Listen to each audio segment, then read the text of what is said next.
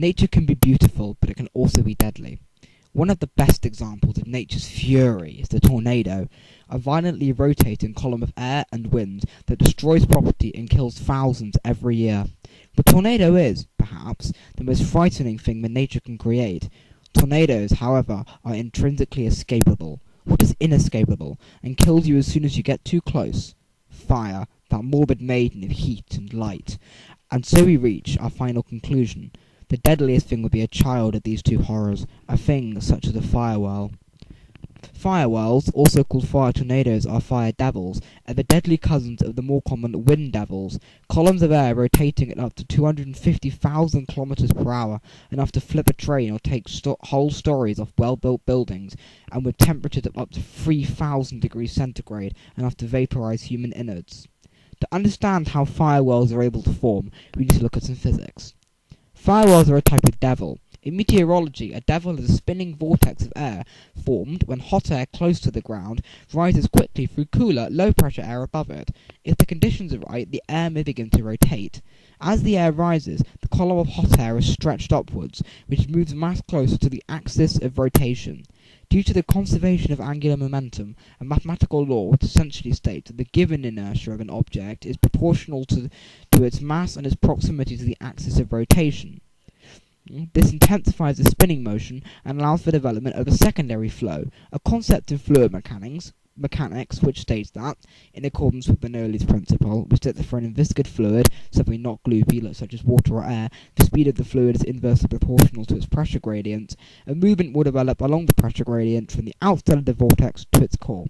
Due to the secondary flow, hot air is pulled into the bottom and continues to rise in a rotating flow, while the air at the top cools and falls back down to the bottom, continuing to provide the area of cool air for the heat to rise through, and ensuring that the vortex will be maintained, so long as a constant intake of hot air and the vortex is not blown out of position by another wind. Devils are mostly characterized by the source of the heat and the cool air. Most types of devils are very short-lived, as the rising heat is caused by strong winds that will either deter the secondary flow or blow the vortex out of position. These are called micro-devils, and include smoke devils, which are caused by steam or smoke rising from something such as a chimney reaching cold air above, and can be seen at power plants or kettles, and leaf devils, which are wide water seas carrying leaves that fulfill the first stage of devil formation, but are blown out of position very quickly, such as can be seen on a windy school playground. In fact, school playgrounds are an excellent environment for the genesis of a wind devil, as the concrete is often heated up, and there are long ground level cold winds which allow it to pick up litter and leaves, but that's a bit aside. Fires themselves contain micro devils in the form of little eddies or licks of flame caused by the hot air rising through pockets of chilled air. A second class of devil, the macro devils, includes three well-documented examples. Dust devils, which form as the hot, still ground in steppes or deserts gives off heat.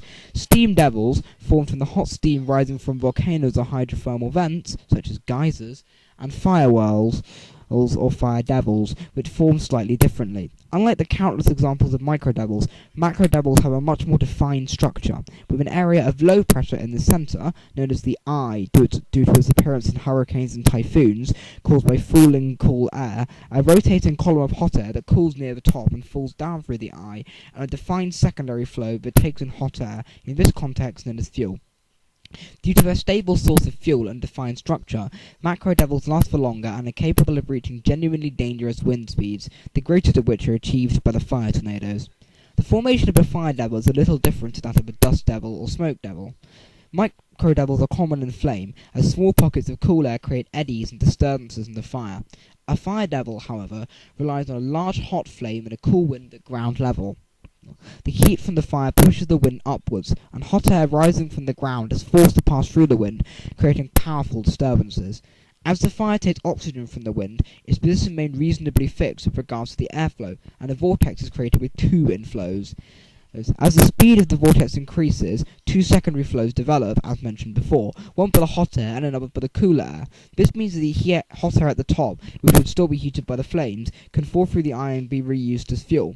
Usually, the life of the devil would end here, as the hot air would not be able to move along two pressure gradients and the system would collapse. However, if the fire is big enough, combustible carbon-rich gases will be sucked up by the cool air drafts in the eye and will burn when they reach an oxygen-rich layer at the top, which uses up the hot air which would have otherwise collapsed the system. But these towers of flame are more than just meteorological fascinations. They are a genuinely terrifying and dangerous phenomenon. Fire whirls pose two significant dangers. With temperatures regularly exceeding 2000 degrees centigrade, they are able to spread fire and even reignite embers, as well as seriously burning any people or buildings in their way. And with winds sometimes reaching as much as 250 kilometers per hour, they are significant to an EF3 tornado, which is considered by the United States government to be strong, significant, and intense, and is capable of destroying entire stories of well-constructed homes, flipping trains, severely damaging large shopping centers, and throwing large cars. These tornadoes of flame, capable of all this damage and all the danger of a 2,000-degree fire, have been known to cause as many as 2,533 deaths a minute during their rampages. This is not including the number of deaths and damage that would have been caused indirectly by the flames. This is not a tornado with fire. This is a tornado literally made of flames, and due to the nature of the vortex, it can't be extinguished directly. The airflow has to be restricted and the fire managed. The phenomenon can be observed across the world in wildfire environments, and you yourself will probably observe a fire microdevil, a swirling eddy of flame causing fire by a pocket of cooler air, often known as a lick. The most common places to see fire devils are Canada, as it has tracts of forest prone to wildfire, the United States, as many of them also have the same forest, and the Australian outback, where the hot ground and dry foliage create small fires, which can grow into wildfire when a firewall with dust devil-like characteristics is able to spread the flame. Due to the complex conditions required for their genesis and the relative remoteness of most wind-fueled wildfires, fire tornadoes are very rare, and it is even rarer that they are reported, with around 2 being cited every year across the world. There are around 2,000 times this many tornadoes in the United States alone, and at this very moment it is likely that wildfire is blazing somewhere in Australia or the Americas. As a consequence of this rarity, fire whirls have little impact in people's day-to-day lives, and although when they hit urban areas they are extremely deadly, this is very rare. In fact, since 1900, when recording began, this had only happened once, during the 1923 Great Kanto earthquake in Japan. A firestorm was caused by the number of people cooking lunch over open flames when the earthquake struck the slum districts. The results were hideous. Many people died of burns as their feet became struck in melting tarmac as they struggled to escape, and a fire well was formed. Although it was reasonably small, it struck an urban environment with EF2 winds and 2,000-degree flame, and was responsible for 38,000 deaths in Tokyo before it ran out of flame to sustain itself.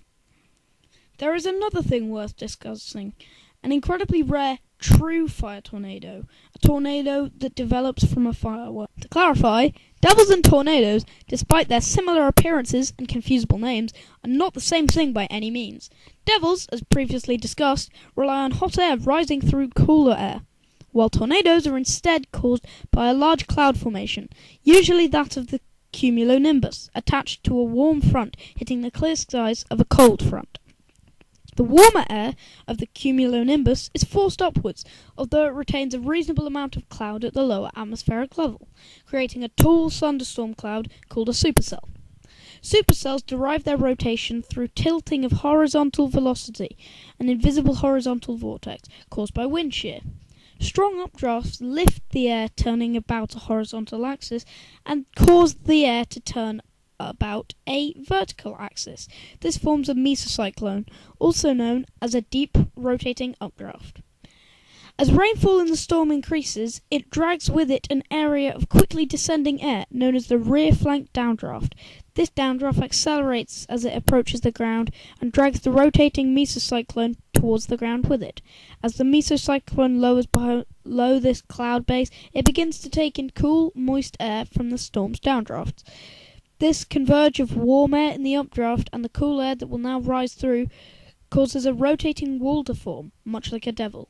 The rear flank downdraft also focuses at the mesocyclone's base, causing it to siphon air from a smaller and smaller area on the ground, which might start to have visible effects on the surface. As the updraft intensifies, it creates an area of low pressure on the surface. This pulls the focused mesocyclone down in the form of a visible condensation funnel or funnel cloud. The funnel cloud begins causing damage on the ground, becoming a tornado, within a few minutes. But how is this relevant to fire whirls?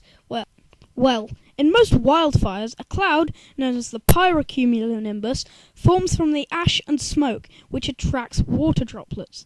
Sometimes this cloud can extinguish the fire. However, for the creation of our phenomenon, it sits over the fire, attracting water and carbon-rich gases, therefore becoming very tall like a premature supercell. As the fire whirl is created, a column of air can very occasionally stretch high enough that it creates a second devil at the base of the cloud. As the rising hot air passes through it, at the base of the pyrocumulonimbus, rather than cooling down and passing through the low pressure part of the devil. The second devil behaves as a rotating cloud wall, and the cool air falling back into the eye of the devil behaves like the rear flank downdraft. Assuming the higher and lower proportions of the devil are now connected, the quasi-mesocyclone generated by the cloud is now drawing in hot and cold air from the same source as the devil, rather than creating a funnel cloud. The devil is now effectively attached to the base of the cloud. It now functions as a normal tornado with the same higher winds. Perhaps luckily, this arrangement is not only extremely rare, but also short-lived. The quasi-mesocyclone breaks down after a few minutes as the devil's air sources become choked with ash and embers from the pyrocumulonimbus.